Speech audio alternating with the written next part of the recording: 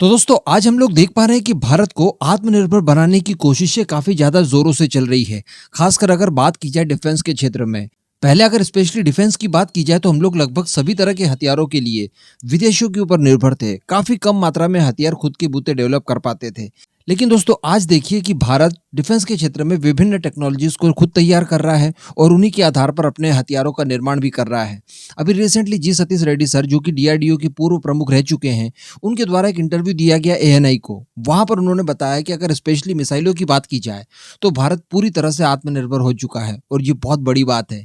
Actually Bharat का जो missile programme है वही भारत की असली ताकत है। तो कहने का मतलब यहाँ पर आत्मनिर्भरता दिखाई दे रही है और इस फील्ड का एक्सपांशन लगातार जारी है। अभी देखिए पहले जब हम लोग तेजस वगैरह की जब शुरुआत किए थे उस समय इनके रडार सिस्टम्स को लेकर खासी दिक्कतें जाती थी और हमें इजराइल से लेने पड़ते थे।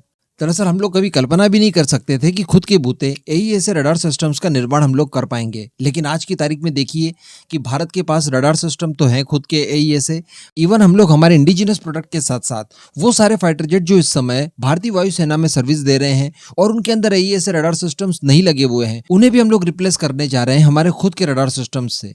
जैसा कि हम जानते हैं कि उत्तम एईएस रडार सिस्टम के कई सारे वेरिएंट बनाए जाएंगे जिनका इस्तेमाल तेजस टेडबीएफ वगैरह में तो किया ही जाएगा, लेकिन साथ ही उनको हम लोग सू-30 MKI जैसे फाइटर जेट के अंदर भी इंटीग्रेट करेंगे। तो कहने का मतलब यहाँ पर भारत की आत्मनिर्भरता का जो प्रोग्राम है वो दिखाई दे रहा है और उसका एक्सपांशन दिखाई दे रहा है।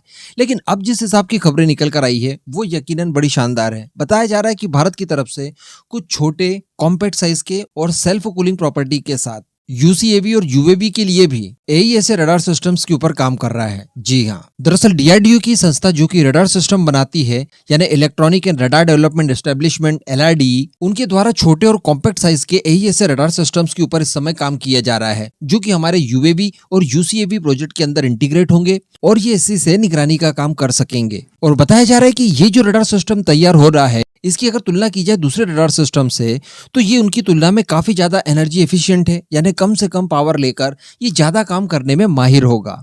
इसके अलावा इसमें सेल्फ कूलिंग टेक्नोलॉजी होगी, ये अपने आप को कूल बनाए रखेगा और सबसे बड़ी बात कि इसका जो वेट होगा वो 25 से 30 किलोग्राम के अराउंड होगा, यानी काफी छोटे साइज के साथ साथ काफी ज्यादा हल्का भी होगा, जो कि यूएवी और साथ ही यूसीएवी दोनों में इस्तेमाल बड़ी आसानी से किया जा सकेगा।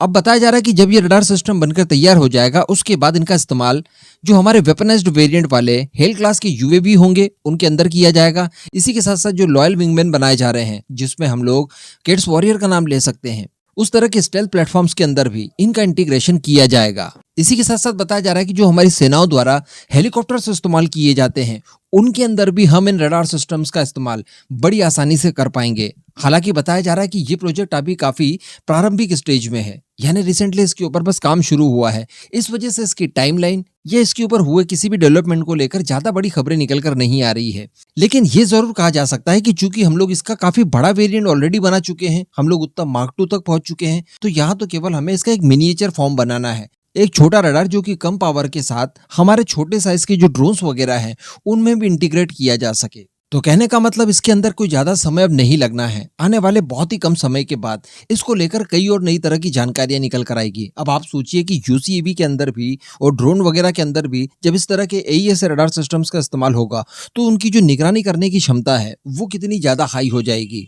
ये बिल्कुल वैसे ही काम कर पाएंगे जैसे कि हमारे फाइटर जेट इन फ्यूचर कर पाएंगे। और जो सबसे बड़ा एडवांटेज आपको मिलता है एईएस रडार सिस्टम के साथ वो ये होता है कि ये इलेक्ट्रॉनिक फील्ड को भी बड़ी आसानी से फेस कर लेते हैं, यानी इनको जैम कर पाना बहुत ज्यादा मुश्किल होता है। और हम सभी लोग जानते हैं कि ड्रोन्स के खिलाफ दुश्मन हमेशा जैमिंग डिवाइसेस का इस्तेमाल करते हैं, यानी उन्हें जैम करने की कोशिश करते हैं। तो अगर ऐसी कोई परिस्थितियां हमारे ड्रोन्स के खिलाफ आती है तो ये उनका मुकाबला भी करने में सक्षम होंगे और उस परिस्थिति में भी ये काफी हद तक निगरानी का काम बड़ी आसानी से कर पाएंगे। तो कहने का मतलब काफी ज्यादा अच्छा कॉन्सेप्ट है। आपकी खुद की टेक्नोलॉजी है तो आप जमाने भर के इसके ऊपर एक्सपेरिमेंट कर सकते हैं और वही इस समय डीआरडीओ की तरफ से किया जा रहा है।